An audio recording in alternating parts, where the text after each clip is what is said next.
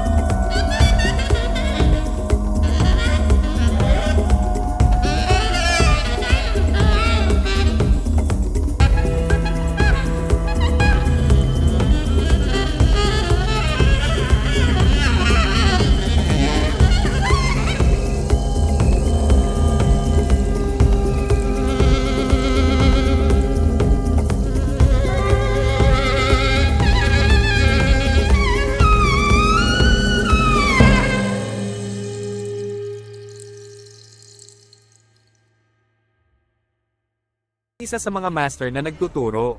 Sinabi ng tagapagtanggol na gagawin ang lahat sa kanyang kapangyarihan para protektahan ng employer. Kinaumagahan nakilala ni Wulin ang spoiled na anak ni Jiason. Fei. Ang unang pagkikita ay hindi napupunta gaya ng inaasahan. Bilang isang nagulat na Fei, ibinaba ni Fei ang kanyang tuwalya. Ipagpalagay na siya ay isang nanghihimasok. Matapos malaman na siya ang bago niyang bodyguard, nag-aalok siya ng pera para iwan siya. Gayunpaman, si Wulan ay tapat sa kanyang mga prinsipyo, kaya hindi mababago ng kaunting pera ang kanyang desisyon. As a last resort, nagbabanta si Fei. May peking baril siya pero walang reaksyon si Wulan. Later that day, nag-drive na yung dalawa papuntang mall. Nag-aatubili na naglalakad si Fei, habang sinusundan siya nito kung saan-saan. Then she notices a group of perverts na iniistorbo ang isang babae. Kumpiyansa siyang lumakad papunta sa pinuno ng grupo.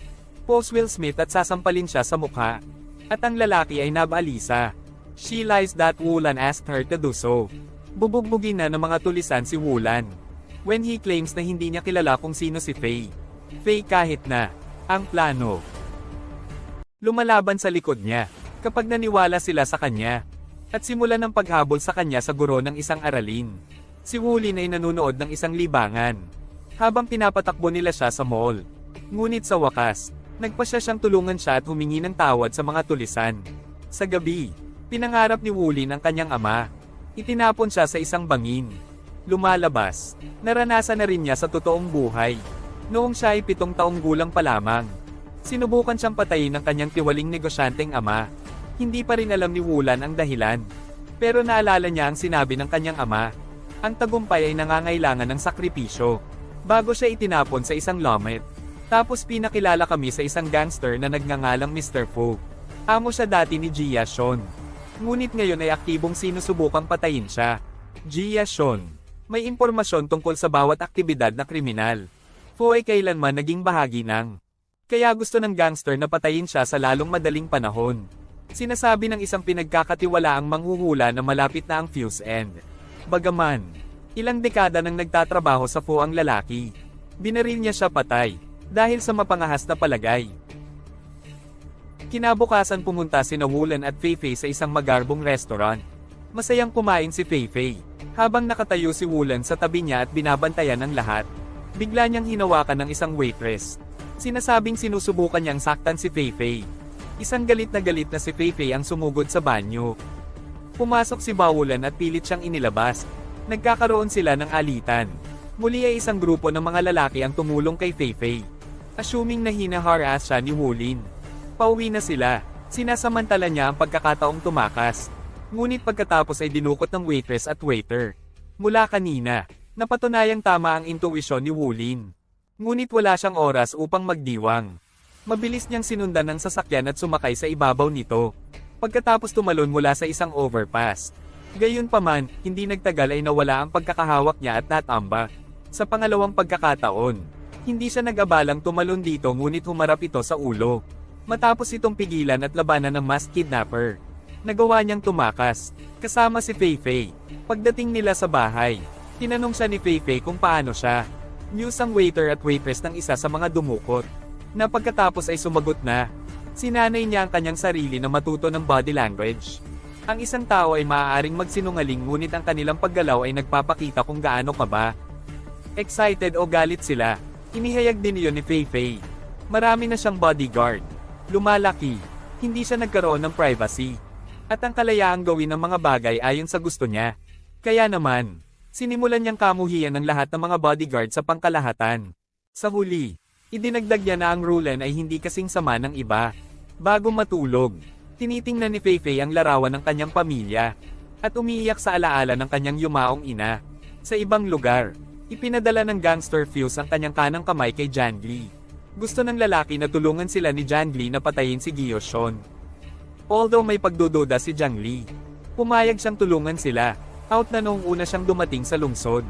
Mr. Fu bigyan siya ng pagkain. At tinulungan siyang simulan ng negosyo. Sa turn, ginagamit ng gangster ang mga sinanay na bodyguard. Para sa ikabubuti niya. Pero sobrang hilig ni Jangli na gumanti. Sa susunod na araw, nagkita sina Janglai at Wulan sa isang construction site. Ipinagmamalaki ni Jangli ang kanyang kaalaman sa totoong mundo. Walang ideya ang Wulan na iyon. Sa tingin niya ay mas magaling siya kay Wulan. Dahil may koneksyon siya sa kanya. Pinapanatili niya ang magandang relasyon. Sa hinihiling na ihinto ang pagprotekta kay Feifei. Pagtanggi ni Wulan. Sa unang pagkakataon sa kanilang buhay. Ang magkapatid ay lumalaban sa isa't isa. Malumanay na inihayag na siya ay mas mahusay pa rin. Nakuha ng Wulan na iyon ang mga espesyal na bota at hindi siya. Master palaging paboritong Wulan. At naisip na siya ay ipinanganak na manlalaban. Ngayong may pagkakataon na sila, gusto niyang subukan kung sino sa kanila ang mas magaling. Papasok sila sa isang fist fight. Ngunit walang nananaig sa isa. Since magkatugma sila sa lakas. Isang magic fist technique, noon pa man ay specialty ni Janglai. Gamit ito, sinuntok niya si Wulin sa dibdib niya. At hinampas siya sa pader. Sa huli, ipinahayag ni Janglai na wala nang magkapatid. At lumayo. Kasunod ng engkwentro, dinala ni Wulin si Feifei sa isang liblib na bahay sa tabi ng beach. Ginugugol nila ang kanilang mga araw sa pagsasanay ng kung fu ng magkasama. Inihayag iyon ni Wulin. 25 kilo ang suot niyang bota. Suot niya ang mga ito sa nakalipas na 8 taon. Sa pagtatangkang makabisado ang isang pamamaraan, tinawag ang 108 sipa. Kapag tinanggal niya ang bota, siya ay magiging mas malakas kaysa dati. Si Wulin ay nanunood ng Dragon Ball Z. Tapos isang araw, nalaman ng mga tao ni Janglai ang Wulin at Feifei's lokasyon. Pero alam ni Janglai yon. Hindi man lang malapit sa expertise ni Wulin ang kanyang mga trainees. Binibigyan niya sila ng malalaking posas para gamitin sa kanilang pabor. Sa panahon ng laban, umaatake sila sa gabi kung kailan hindi ito inaasahan ni Wulan. Tumakbo ang mag-asawa. The Woods kung saan abala si Willen sa pakikipaglaban sa mga nanghihimasok. Sinasamantala ang pagkakataon. Dalawa sa mga gangster ang kumidnap kay Fei at dalhin siya sa isang bodega. Sinundan sila ni Wulin, ngunit hindi sinasadyang nakatapak sa isang bitag na nakatali ang posa sa mabigat na niyang binti. Nahihirapan pa rin siyang labanan ng mga ito. Pinatumba niya ang ilang lalaki at nagbibigay sa kanila ng mahirap na kompetisyon. In the end, na-trap nila ang magkabilang paa niya at hinampas siya sa pader. Kapag mahina siya ay hinihila siya ng isang lalaki sa malapit na bukid. Tinatali ni Jiang ang kanyang dating kapatid sa bingit ng kamatayan at nakakaramdam ng kirot, ngunit pinipigilan niya ito sa galit. Lumapit siya kay Wulin at pinatay siya sa isang huling suntok sa kanyang dibdib. Ibinaon nila siya sa isang alagang hayop bago bumalik sa kanilang base. Patuloy ang pagbuhos ng ulan. Ginagawang puddle ang alagang hayop. Biglang gumapang si Wulin palabas dito. Inihayag na siya ay buhay pa. Ipinanganak siyang may puso sa kanang bahagi ng kanyang dibdib. So walang masyadong pinsala ang ginawa ng suntok, na may panibagong motibasyon. Will at uuwi at hinubad ang metal na bota. Nagdudulot ito sa kanya upang makabisado ang 108 sipa. Pamamaraan. At binago niya ang kanyang hitsura at kung saan ang isang suit. Bago pumunta sa training center ni Jiang Li, daan-daang trainees niya na nagbabantay sa lugar. Atakihin siya, ngunit ngayon ay may 50 kilo ng timbang mula sa kanyang feed. Si Wulin ay hindi matatalo, ginagamit lamang niya ang kanyang mga kamay. Pagtatanggol, at pinatumba ang ilan sa kanila, sa kanyang kamanghamanghang footwork. Sa huli, siya lang ang nakatayo, sa sing-sing. Kasunod ng engkwentro, confident siyang pumasok sa isang kwarto kasama si Mr. Fujingle Fei at Jia Shon. Tinanong siya ni Fo kung hindi siya natatakot mamatay. Kung saan gagawin. Bilang tugon na ang tagumpay ay nangangailangan ng sakripisyo. Na nabigla, dahil ganoon din ang sinabi niya sa kanyang anak, bago siya patayin. Ilang taon na ang nakalipas.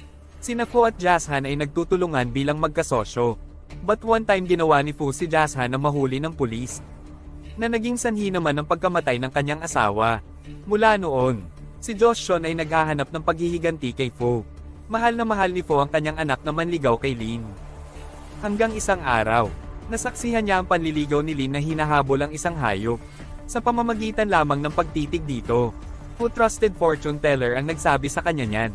Ang kanyang anak ang magiging katapusan niya, at ang kanyang karera. Iyon ang dahilan kung bakit sinubukan niyang patayin si Wulin. Kahit bata pa lang siya, buong tawa sa kanyang pagkupas. Iniisip na tama ang manghuhula. Lahat kasama. He fires at Wulin but this time pinigilan siya ni Jiang Li. Siya ay pagod na sa pagiging on at puzzle legal na aktibidad. He claims na gusto niyang labanan si Wulin. At bigyan siya ng pagkakataon upang ipakita ang kapangyarihan ng 108 sipa. Papasok na naman sila sa isa pang laban, where Jiang Li has an upper hand dahil sa lakas. Magnify ang guantes, suot niya. Habang nagpapatuloy ang laban, dahan-dahan siyang sinimulan ni Wulin. Pero kapag malapit ng matalo si Jiang Li, sa kanyang huling hininga, hiniling niya kay Wulin na mabuhay at panatilihin ang pamana. Binaril siya ni Fudad ng Iron Feed Plan. Ngayon Wulan at Fu na lang ang natitira. Nakikita ang kanyang kamatayan sa harap niya. Sinusubukan ni Fu na gumawa ng isang lalaki gamit ang Wulan. Ngunit nabigo ang pagtatangka. Inilunsad siya ni Wulan. Handa nang wakasan ang kanyang buhay ngunit iba ang desisyon. Lagi siyang lumalaban ng patas. At ang pagpatay sa kalaban ay labag sa panuntunan ng master. Ayaw niyang mag-swoop down sa fuse level. Kaya hinayaan niya siyang makasama ang nasira niyang negosyo.